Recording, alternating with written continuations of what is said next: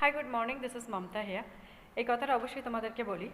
যখন আমি ক্লাস 10-এ পড়তাম এবং আমি ক্লাস 10 যখন এক্সাম দিই ফার্স্ট টাইম, তো আমি সবসময় বলতাম যে আমার না কোনো কিছুতে একটা ব্যাক আসবে, কোনো কিছুতে একটা ব্যাক আসবে, কোনো কিছুতে একটা ব্যাক আসবে, ঠিক আছে? অলওয়েজ নেগেটিভ বলতাম।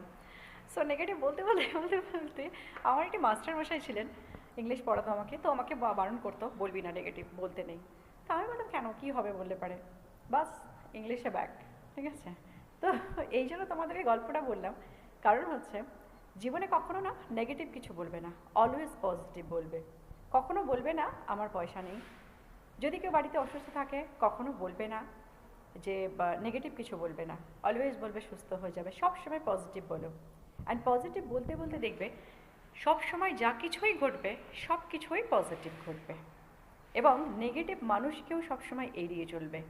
ইটস ট্রু, মানুষগুলো হয়তো ভালো, কিন্তু তাদের যে নেগেটিভিটিটা না, এই যে ইনফ্লুয়েন্সের যে ব্যাপারটা, তো এটা কি হয়, লেগে যায়। তো নেগেটিভ মানুষকে তো মানে তোমার জীবনে কোনো নেগেটিভ মানুষ থাকলে সব থেকে বড় কথা তাকে আগে এসকেপ করো, করে সেই জায়গা থেকে বেরো, দেখবে তোমার জীবনে সব কিছু পজিটিভ কিছু হতে আছে, ঠিক আছে?